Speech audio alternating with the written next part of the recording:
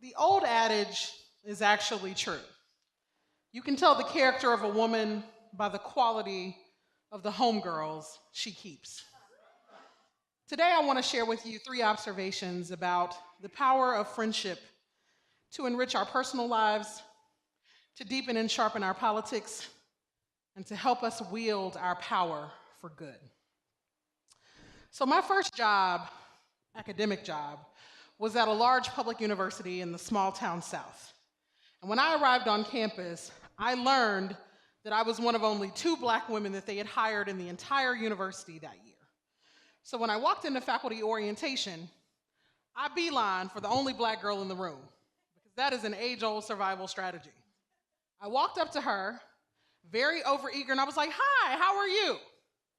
She looked at me, managed not to roll her eyes, but let me know that she didn't know me. My intrusion was unwelcome, and so I quickly found a seat elsewhere. A few months later, we ran into each other again at a faculty event and realized that we had a lot in common.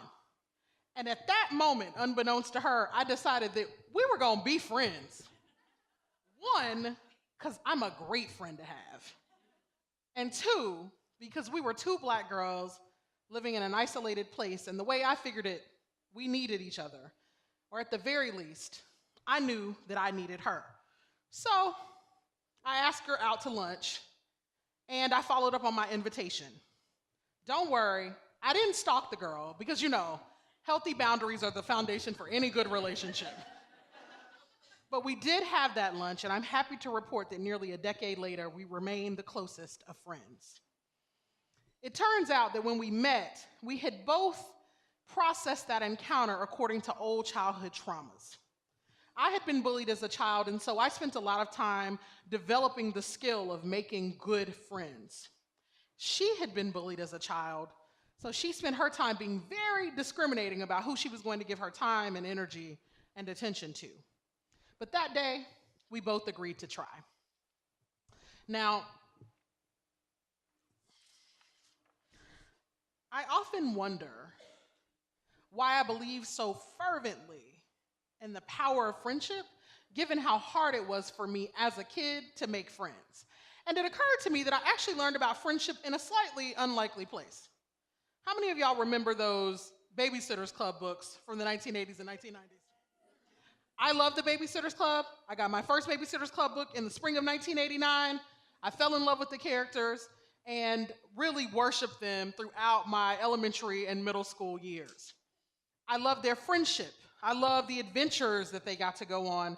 I really loved that all the skills and talents of each and every girl were valued in the group. And more than all of that, I loved that they had each other's backs. I was an only child, so the girls in those books became my friends on lonely Saturdays at home, but they also were my friends when I was being bullied and mistreated and ostracized at school. The characters in those books taught me something really important about what makes friendships so great. That good friends celebrate our best parts, hold our tough parts, and are a safe haven for us to love and be loved. And doesn't everybody need that? Of course we do. So, friendship can enrich our personal lives. But friendship can also deepen and sharpen our politics. One of the biggest lies that patriarchy has ever told is that friends are less important than family, and that the only way to build a family is through blood or marriage. One of my core feminist truths is that my friends are my family. And another feminist truth for me is that you can't actually be a feminist if you don't have real, true, deep, and abiding friendships with women. Feminism taught me that. To treat my friends as family, to prioritize my homegirls, and to understand that friendship is essential, not expendable. Now, but for my homegirls, I would stand before you today a very raggedy woman with even worse politics. And perhaps I wouldn't be standing before you at all. I didn't learn about the power of feminism until I was a senior in college, and like many young women, particularly young women of color, I had dismissed feminism as being relevant to my life, seeing it primarily as the province of white girls. One day I vocally pronounced this, and the homegirl heard me, pulled me to the side later, and let me know in no uncertain terms that I was, as she put it, talking crazy. Here, she said, handing me a book, read this. That was the first of many, what I like to term, homegirl interventions. Moments when your girls pull your coattails, hem you up, and let you know that you need to lovingly get your shit together. Anytime I see a young woman railing against feminism or staying in a bad relationship or having a fashion faux pas, I think to myself, there but for my homegirls. Go I. Now, of course, friendship can make our personal lives better. It can make our politics deeper and stronger. But friendship can also help us to wield our personal power. So as you've heard, I recently wrote a book called Eloquent Rage. A Black feminist discovers her superpower. In that book, I'm trying to deal with how to embrace anger in a world that is rage-inducing and how to use my rage productively rather than destructively. And one of the things that I work through in the book is my journey to understanding how to wield my personal power in ways that are actually effective and that they always hit their right target.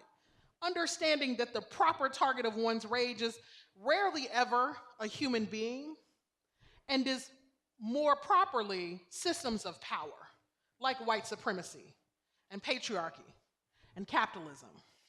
I'm sorry to say that I didn't always actually have this insight though, and that when I was in my late teens and early 20s, I was actually a bit of a hothead, and I was prone to talking down to people, loud talking and shouting over people that I disagreed with, because I was assured that I was right. And nothing is more dangerous than someone who is so sure they're right and they're very, very wrong. So at my first job after college, we were having a staff training on diversity. There was another young Black woman on the staff whom I agreed with politically, but the way she was making her points in this staff training really irked me.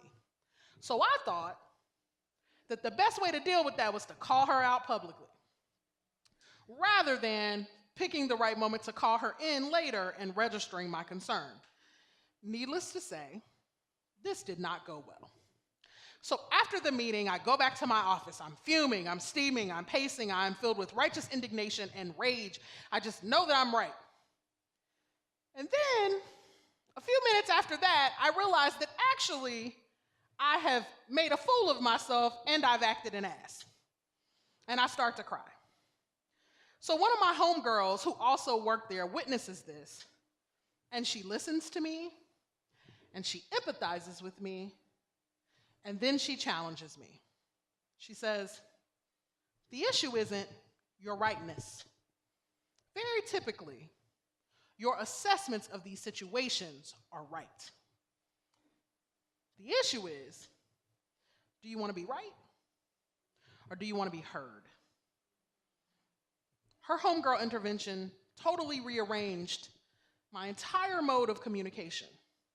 Because the thing I figured out by listening to her was that everyone wants to feel seen and they want to feel heard. And I also figured out that that mattered to me infinitely more than my desire to be right. So long before I wrote Eloquent Rage, and long before I truly honestly entered the journey of trying to figure out how to use my emotions effectively rather than letting my emotions use me, there was a homegirl who saw me and loved me enough to affirm me and challenge me and help me to find better tools. Now, if you know anything about me, you know that I'm actually not in the business of giving life advice. I gave that up when I gave up my hothead days. But if I could offer you one piece of advice, it would simply be this: invest in quality friendships. Your homegirls will save your life. Because what is true for all of us is, but for our homegirls, there go we also. Thank you.